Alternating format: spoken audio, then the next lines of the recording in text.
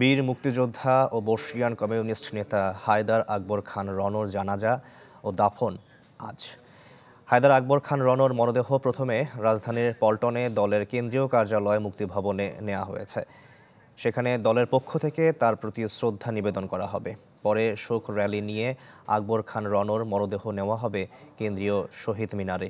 সেখানে বেলা 11:30টায় তাকে guard of honour দেওয়া হবে। এরপর সেখানে সর্বস্তরের শ্রদ্ধা নিবেদনের জন্য তার মরদেহ রাখা হবে। পরে বেলা 1:30টায় ঢাকা বিশ্ববিদ্যালয়ের কেন্দ্রীয় মসজিদে অনুষ্ঠিত হবে নামাজে জানাজা।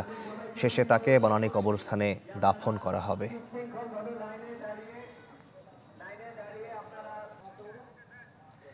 দর্শক, এই বিষয়ে আরো তথ্য আমরা জানবো। রাজধানীর পল্টনে সিপিবির কেন্দ্রীয় কার্যালয় থেকে যোগ দিচ্ছেন নীল মাহবুব। নীল,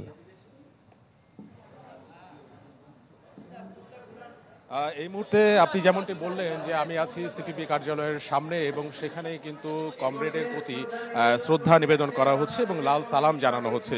কিছুক্ষণ আগেই কিন্তু কমরেড হায়দার আকবর খান রনর মৃতদেহ কিন্তু এই যে সিপিবি কার্যালয়ের সামনে যে মঞ্চটি প্রস্তুত করা হয়েছে সেখানে আনা হয়েছে এবং যারা আসলে দলীয় কর্মী আছেন, দলীয় নেতা আছেন, তারা কিন্তু সবাই সকাল থেকে এখানে উপস্থিত ছিলেন এবং এই মুহূর্তে এখানে কিন্তু শ্রদ্ধা নিবেদন করছেন। কিছুক্ষণ আগে আমরা দেখেছি যে সবাই কিন্তু সমষ্টিগতভাবেই কিন্তু লাল সালাম, হাত উঁচিয়ে লাল সালাম শেষ বিদায়ে কিন্তু প্রদর্শন করেছেন কমরেড হায়দার আকবর খান রনর প্রতি।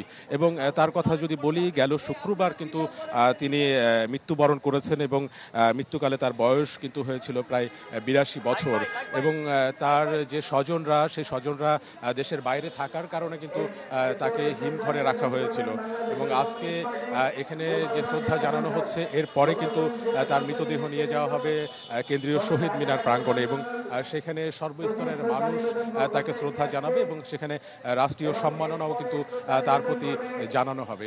এবং তিনি একজন বামপন্থী নেতা ছিলেন এবং বামধারার রাজনীতির সাথে কিন্তু যুক্ত ছিলেন।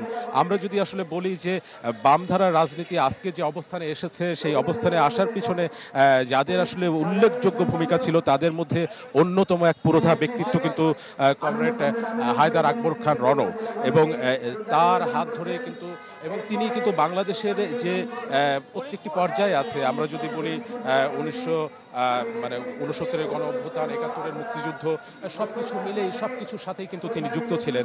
তো এই মানুষটির যে বিদায় বেলায়, সেই বিদায় বেলায় কিন্তু সবার শ্রদ্ধা, সবার ভালোবাসা তার সাথে যুক্ত হচ্ছে।